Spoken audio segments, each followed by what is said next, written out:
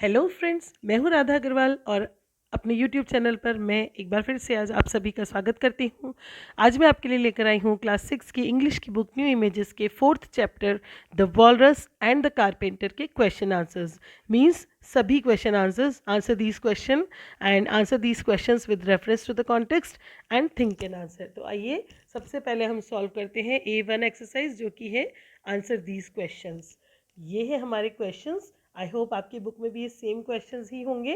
मैं आपको एक एक क्वेश्चन एक्सप्लेन करती जाऊंगी कि क्वेश्चन में क्या पूछा है, और उसके बाद आंसर्स में भी बहुत ही शॉर्टेस्ट आंसर मैं आप लोगों के लिए रेडी करती हूँ, ताकि आप एग्जाम के लिए बहुत अच्छे से तैयारी कर सकें और उन क्वेश्चंस को ईजिली लर्न कर सकें। तो आइए देखते हैं।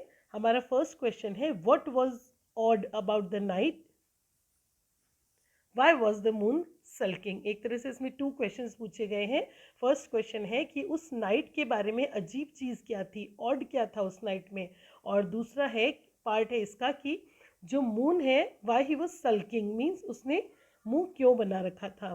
तो इसका आंसर देखते हैं। The shining sun in night was the odd thing. रात के समय सूरज का चमकना ये जो थी वो ऑड थिंग थी। And the moon was sulking due to the sun's presence in the night.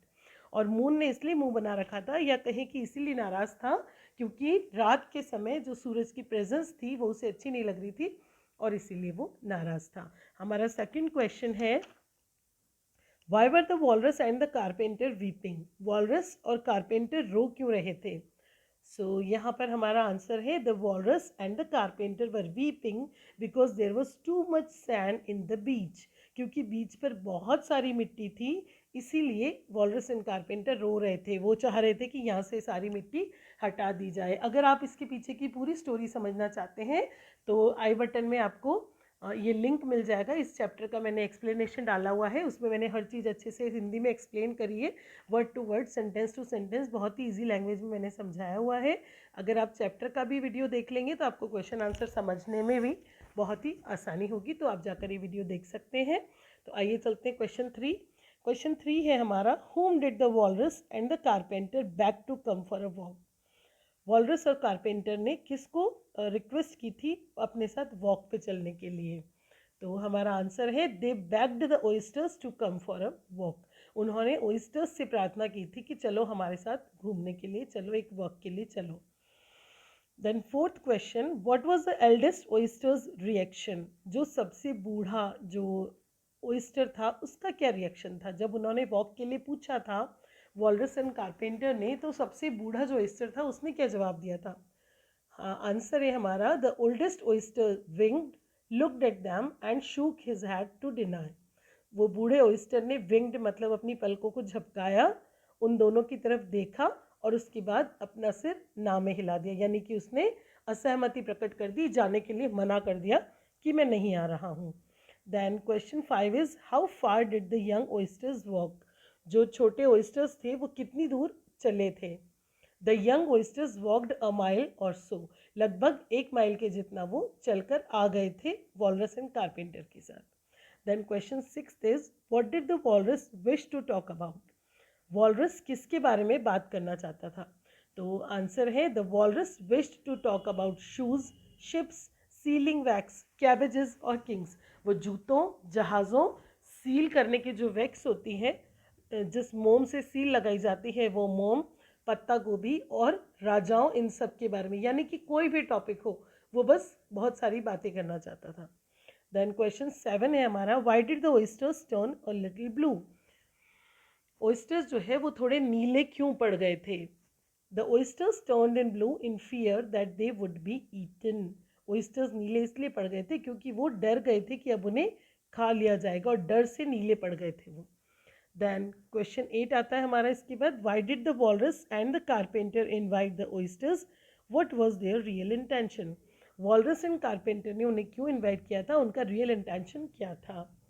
The walrus and the carpenter invited the ओइस्टर्स for a walk. उन्होंने इसलिए इन्वाइट किया, उनको वॉक पे इन्वाइट किया था वैसे तो, बट रियल इंटेंशन क्या था, because they wanted to eat the oysters, क्योंकि वो उनको खा जाना चाहते थे। एक्चुअली उनको वॉक पे नहीं ले जाना चाहते थे, बट वो उनको खा जाना चाहते थे। चैप्टर 4 की तरह ही मैंने 1, 2, 3 और लॉस्ट चाइल्ड के भी एक्सप्लेनेशन और क्वेश्चन आंसर्स में अब डाल रही हूँ। तो क्लास 6 की न्यू इमेजेस और क्लास 5 की न्यू इमेजेस बुक के भी मैंने सभी चैप्टर्स अपलोड किए हैं।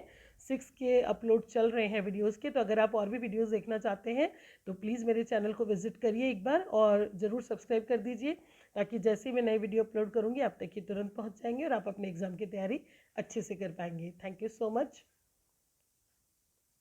चलिए आगे बढ़ते हैं।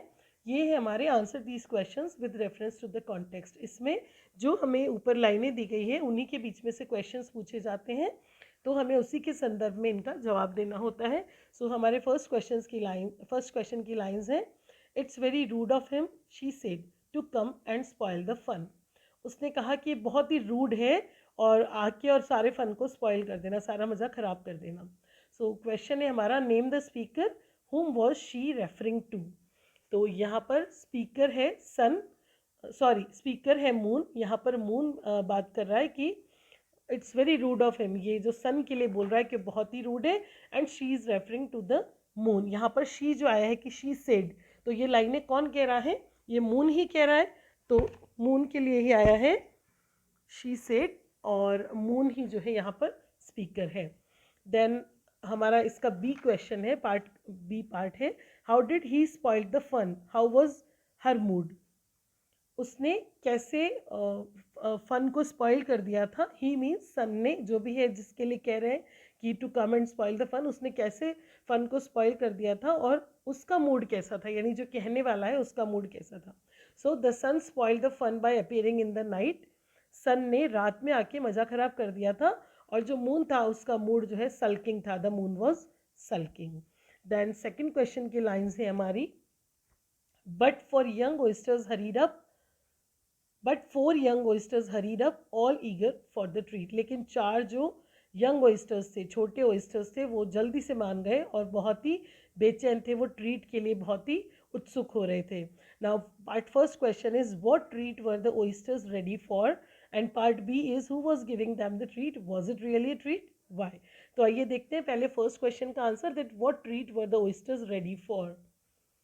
The oysters were ready for a walk and a talk. Walrus और कारपेंटर ने उनको कहा था कि हमारे साथ घूमने चलो और थोड़ी सी बातें करो, तो वो एक वॉक और टॉक दोनों की जो ट्रीट थी उसके लिए रेडी थे।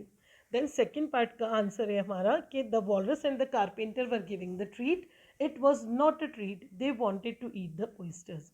जो वॉलरस और कारपेंटर थे वो एक्चुअली ट्रीट दे रहे थे, ये एक ट्रीट नहीं थी, वो एक्चुअली ओइस्टर्स को खा जाना चाहते थे। Then third question, after such kindness that would be a dismal thing to do। इतनी दया दिखाने के बाद ये तो बहुत ही जो एक निर्दयी सी चीज़ है करने के लिए। सो ये थी हमारी लाइनें। इसका पार्ट ए क्वेश्चन है, who said this and to whom, and B part है, what was the kindness being referred to in these lines, what would be a dismal thing to do. तो आइए देखते हैं फर्स्ट पार्ट का answer, who said this and to whom। The oysters said this to the walrus. जो oysters थे उन्होंने ये बात वॉलरस से कही थी कि भाई इतनी दया तुमने दिखाई, हमको वक्त के लिए लेकर आए, हमारे साथ बातें करी, और अब ये खा जाना तो बहुत ही निर्दयी क्रूर चीज़ करने जा रहे हो तुम। एंड सेकेंड पार्ट का आंसर है, the kindness refers to a treat. वो काइंडनेस किसकी बात कर रहे थे, तो the kindness refers to a treat of a pleasant walk and a pleasant talk. Kindness यहाँ पर वो बात कर रहा है, एक अच्छी सी वॉक और टॉक जो उन्होंने दी थी उस ट्रीट की बात कर रहा है। और डिसमल थिंग क्या थी, the dismal thing was planning to eat the oysters. Oysters को खा जाने का प्लान बनाना, ये जो थी बहुत ही डिसमल थिंग बता रहा था oyster. Then question 4 is, I weep for you the walrus said, I deeply sympathise. मैं तुम्हारे लिए रो रहा हूँ, वॉलरस कहता है, और मैं बहुत ही गहरी तुमसे सहानुभूति जताता हूँ। नाउ क्वेश्चन इसका पार्ट ए है, who was the walrus weeping for, were his tears genuine. Walrus जो है किसके लिए रो रहा था, क्या उसके टीयर्स जो है वो असली थे। देन पार्ट बी है, what did the walrus do after this, और ऐसे रो के और ऐसा कहने के बाद वॉलरस ने क्या किया। तो आइए पहले पार्ट ए का आंसर देखते हैं। The walrus was weeping for the ओइस्टर्स, know his tears were not genuine. Walrus ओइस्टर्स के लिए रो रहा था, ऐसा जता रहा था कि उसे बहुत दुख हो रहा है कि ओइस्टर्स को खाया जा रहा है, लेकिन उसके टीयर्स जो है वो जेन्युइन नहीं थे, उसके आंसू असली नहीं थे। देन सेकेंड पार्ट इज कि वॉलरस ने इसके बाद क्या किया, तो after this the walrus sorted out the largest of the oysters to eat। ऐसे रोक के नकली आंसू बहा रहा था और फिर उन ओइस्टर्स में से सबसे बड़ा वाला जो ओइस्टर था वो उसने छाट कर निकाल लिया खा लेने के लिए। अब बढ़ते हम थिंक एंड आंसर्स की तरफ। थिंक एंड आंसर स्टूडेंट्स के लिए होते हैं, तो आप अपनी इमेजिनेशन से इनके आंसर लिख सकते हैं, लेकिन जैसा कि मैंने अपने पिछले वीडियोस में भी कहा है कि एक मैं आपको ज़रूर इसका सैम्पल आंसर देती हूँ। तो ये मेरी ओपिनियन है, आपकी ओपिनियन इससे अलग हो सकती है, तो आप अपनी इमेजिनेशन के अकॉर्डिंग इसका आंसर चेंज भी कर सकते हैं। फर्स्ट क्वेश्चन है हमारा, the young oysters got ready quickly and neatly, what does that tell us about them? कि जो छोटे ऑयस्टर्स थे वो फटाफट से जल्दी से तैयार हो गए थे। ये जो उनका जल्दी से तैयार होना है ये हमें उनके बारे में क्या बताता है? इसका आंसर है, this tells us that they were innocent and inexperienced. एक तो पहली बात वो बहुत ही मासूम थे, है ना, और दूसरी चीज़ वो अनएक्सपीरियंस थे, उन्हें दुनियादारी का कोई अनुभव नहीं था कि भाई इस तरह से कोई भी स्ट्रेंजर अगर आए और हमें कहीं ले जाए तो हमें नहीं जाना चाहिए। तो वो बच्चों की तरह मासूम और अनुभवी नहीं थे, मासूम थे और अनुभवी नहीं थे। इसके बाद है हमारा second question, have you ever come across people who say one thing and mean another? क्या आप इस तरह के लोगों के कभी संपर्क में आए हैं जो कहते कुछ है और उनका मतलब कुछ और होता है? Do you think such people can ever be honest and empathise with others? क्या आपको लगता है कि ऐसे लोग कभी भी दूसरे के प्रति ईमानदार और उनके जो है वफादार हो सकते हैं? What is your opinion of such people? आपकी क्या राय है ऐसे लोगों के बारे में? आइए इसका आंसर देखते हैं। ये हमारा आंसर है, ये मेरी ओपिनियन है। तो आप अगर ऐसे लोगों को आप जानते हैं तो आप यस करके भी इसका आंसर कुछ और लिख सकते हैं, लेकिन मैंने लिखा है कि no, I didn't meet with such people but I think they can never be honest. नहीं, मैं ऐसे लोगों से कभी नहीं मिली हूँ, लेकिन मुझे लगता है कि ये लोग कभी भी ऑनेस्ट नहीं हो सकते हैं। इन माई ओपिनियन, जैसा कि क्वेश्चन में पूछा गया है कि what is your opinion of such people, तो in my opinion such people will be punished some day by God, कि ऐसे लोगों को भगवान के द्वारा ज़रूर एक न एक दिन सज़ा ज़रूर दी जाएगी। आइए देखते हैं हमारा third answer, we are often told that we must not talk to strangers, do you agree? Why? Explain your answers with examples from the poem. हमें अक्सर ये कहा जाता है कि हमें स्ट्रेंजर्स से बात नहीं करनी चाहिए। क्या आप इस बात से सहमत हैं? अगर है तो क्यों, और अगर नहीं है तो क्यों? देन एक्सप्लेन योर आंसर्स, अपनी आंसर जो है उसको इस पोयम में से, ओइस्टर्स वाली पोयम में से उदाहरण देकर उसको समझाइए कि आप क्यों एग्री हैं इस चीज़ से। आइए आंसर देख लेते हैं। Yes, I am agree. पहली बात तो ये कि हम एग्री हैं। ये फिर अगेन मैं कहूँगी कि मेरी ओपिनियन है, मैं इस बात से एग्री हूँ। Yes, I am agree because if we will talk to strangers we can be cheated by them. क्योंकि अगर हम स्ट्रेंजर्स से बात करेंगे हम उनके द्वारा छले जा सकते हैं, वो हमें चीट कर सकते हैं। जैसा कि क्वेश्चन में पूछा है कि पोएम में से एग्जाम्पल देके समझाओ, so as the oysters were cheated by the walrus and the carpenter.